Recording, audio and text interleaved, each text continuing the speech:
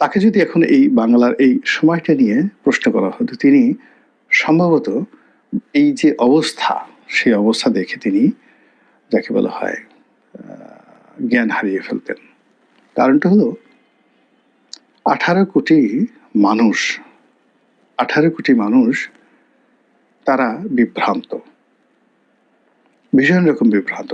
এতগুলো মানুষ 1971 সনেও বিভ্রান্ত ছিল না। ওই সময়টাতে মুক্তিযোদ্ধা ছিলেন, যাদের কে অন্তরস্থল থেকেই মানুষ ভালোবাসত। ওই সময়টাতে রাজাকার ছিলেন, একটা বিরাট অংশ তাদেরকে ভালোবাসত।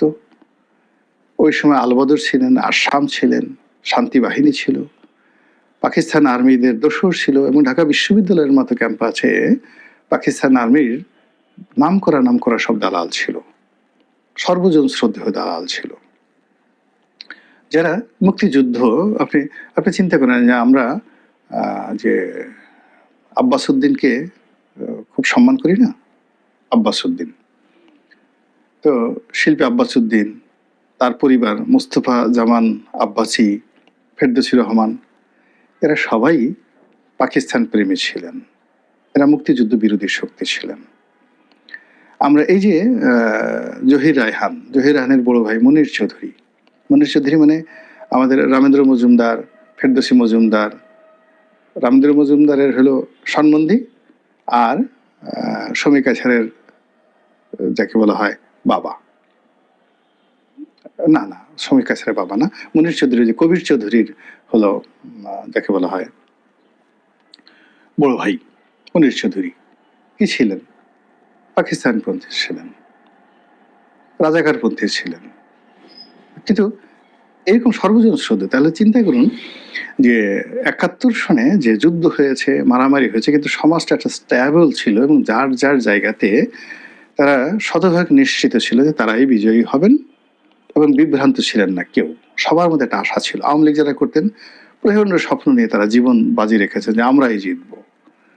রাজাকার যারা করেছেন তারা শতভাগ নিশ্চিত ছিলেন যে আমরাই জিতবো। ফলে কি হলো, সমাজের মধ্যে হতাশা ছিল না, ক্রোধ ছিল, রাগ ছিল, স্বপ্ন ছিল। বাট অ্যাট দিস মোমেন্ট 18 কোটি মানুষের মধ্যে হতাশা। কেউ তার নিজের অবস্থানে সুখী নয়। একজন সিঙ্গেল লোক স্বপ্ন দেখতে পারছেন না, সামনে এগুতে পারছেন না। প্রত্যেকটা মানুষের মধ্যে সীমাহীন আতঙ্ক। কেউ এখানে আশ্বাস দিতে পারছেন না, প্রশ্বাস দিতে পারছেন না, নিরাপত্তা দিতে পারছেন না, কিন্তু সকলেই ভয় পাচ্ছেন আর ভয় দেখাচ্ছেন একা একা।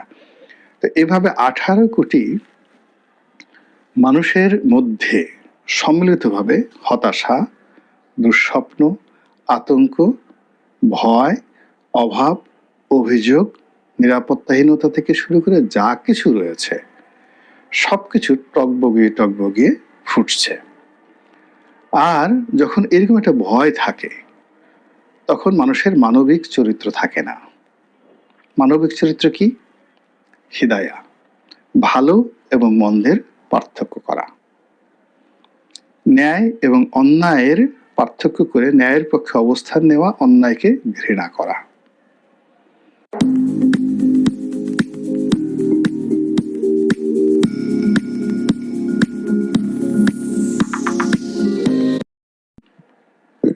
সত্য কথা বলার দুরন্ত সাহস, যে কোনো অবস্থায় সত্য কথা বলার দুরন্ত সাহস।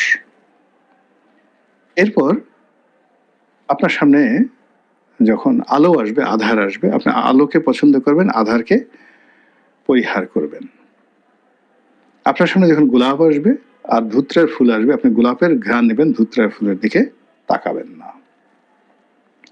এরকম মানুষের কতগুলো মানবিক গুণাবলী রয়েছে। আর অন্যদিকে অনেকগুলো কীট রয়েছে, পতঙ্গ রয়েছে এই সমাজে, অনেকগুলো পশু রয়েছে, পাখি রয়েছে, সরীসৃপ রয়েছে, সাপ রয়েছে। প্রত্যেকটা জিনিসেরই কতগুলো বৈশিষ্ট্য রয়েছে, চরিত্র, অভ্যাস রয়েছে। তো মানুষের যে মানবিক বৈশিষ্ট্য, সেই মানবিক বৈশিষ্ট্য অনুযায়ী তার মেরুদণ্ড আছে।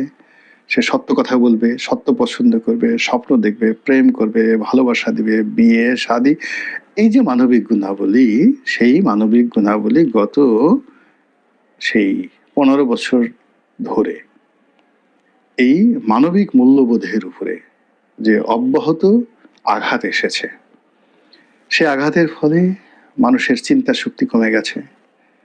ন্যায় অন্যায় পার্থক্য করার, বিচার করার, ন্যায়ের পক্ষে দাঁড়ানোর, অন্যায়কে প্রতিহত করার, ঐক্যবদ্ধ হওয়ার, রুখে দাঁড়ানোর যে শক্তিগুলো রয়েছে, সেই শক্তিগুলো এখন একেবারে সর্বনিম্ন পর্যায়ে রয়েছে। ফলে আমরা আসলে রেসপন্ড করতে পারছি না, কোনো একটা ব্যাপারে রেসপন্ড করতে পারছি না, আমরা শুধুমাত্র অনুসরণ করছি।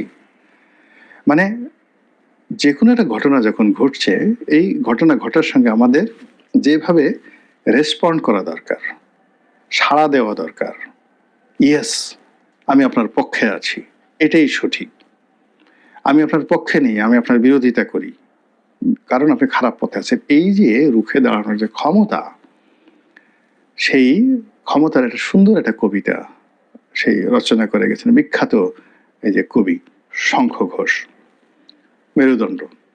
পড়ে দেখেন, যে সেই পড়লেই বুঝতে পারবেন যে সমাজ কিভাবে আছে।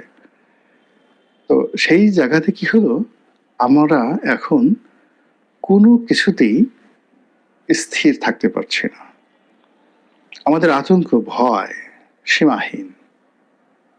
তো এই সব মিলিয়ে যখন এই হাদির এই দুর্ঘটনা ঘটলো, এই দুর্ঘটনা ঘটলো, হত্যাকাণ্ড ঘটলো, তখন আমাদের মধ্যে যে পুঞ্জীভূত কান্না, আমরা কাঁদতে চাচ্ছি, জোরে জোরে কাঁদতে চাচ্ছি, কিন্তু কান্নার কোনো সুযোগ পাচ্ছি না। আমাদের বাপ মরছে না, আমাদের আপনজন কেউ মরছে না, বা আমাদের বাড়িঘর যাদের জ্বালিয়ে দেওয়া হয়েছে তারাও কাঁদতে চাচ্ছি, আমাদের যে শোক প্রকাশ করতে চাচ্ছি, আমরা সেই শোক প্রকাশ করার কোনো সুযোগ পাচ্ছি না। ফলে যখন এরকম একটা সেলিব্রিটি হয়ে যায়, আপনি দেখুন আমরা সিনেমা হলে গিয়ে সবাই দলে দলে কান্নাকাটি করি, বা পাড়া প্রতিবেশী মারা গেলে আমরা দলে দলে গিয়ে সেখানে গিয়ে অশ্রু বিসর্জন করি। তো যখন এই যে আমাদের দেশের সকল মানুষ একসঙ্গে চিৎকার করে কাঁদতে চাচ্ছে, সেই কান্নাটি আসলে হাদির এই মৃত্যুতে একসঙ্গে ব্রাস্ট হয়েছে। 2 নম্বর হলো যে আমরা ক্ষোভ দেখাতে চাই, বিক্ষোভ দেখাতে চাই, আমরা রাগ হতে চাই, কিন্তু আমাদের সাহস নেই। একটা সিঙ্গেল ঘটনাকে কেন্দ্র করে আমরা ক্ষোভ দেখাবো, প্রতিবাদ করব, বা আমরা দুষ্টের দমন শিষ্টের পালন করব, এটা আমরা পারছি না। কিন্তু যখন এইরকম একটা ঘটনা ঘটে, সেই ঘটনার মধ্যে যখন আমাদের এই ক্ষোভ প্রকাশের ন্যূনতম সুযোগ আমরা পাই, তখন আমরা সেটা দেখানোর চেষ্টা করি, প্রচণ্ডভাবে দেখানোর চেষ্টা করি। আর আমাদের সমাজে যখন এরকম একটা বিশৃঙ্খল অবস্থা চলে, তখন এর মধ্যেও যারা দুষ্টুমি করে, বদমাইশি করে, যারা মানুষকে নিয়ে বিভ্রান্তি করার চেষ্টা করে, তারাও এরকম একটা সুযোগকে বেছে নেয়, পুরো জিনিসটিকে উলট পালট করে দিয়ে চেটেপুটে খাই, এরকম একটা পরিস্থিতি তৈরি হওয়ার জন্য। ফলে এই যে এতক্ষণ যে আলোচনা করলাম, সেই আলোচনার মূল ব্যাপার হলো যে উসমান হাদির আহত হওয়া থেকে তার একেবারে দাফন কাফন হওয়া পর্যন্ত যে পুরোটা সময়, এই সময়ের মধ্যে যা কিছু হয়েছে, জনগণ যেভাবে অংশগ্রহণ করেছে বা নিজেদেরকে বিরত রেখেছে, অনেকে চুপ থেকেছে, অনেকে প্রতিক্রিয়া দেখাইয়েছে, এর অর্থ আমরা কেউ স্বাভাবিক অবস্থায় নেই। যদি সবাই স্বাভাবিক অবস্থায় থাকতো তাহলে কি হতো, সেটি একটি ভিন্ন প্রসঙ্গ। মহান আল্লাহ আমাদের সবাইকে স্বাভাবিক থাকার, স্বাভাবিক কর্ম করার, মানুষ হিসেবে বেঁচে থাকার, মানবিক মূল্যবোধ জাগ্রত করার, এবং মানুষের যে মেরুদণ্ড রয়েছে, বিবেক রয়েছে, বোধ রয়েছে, সেগুলো নিয়ে শেষ ক্ষণ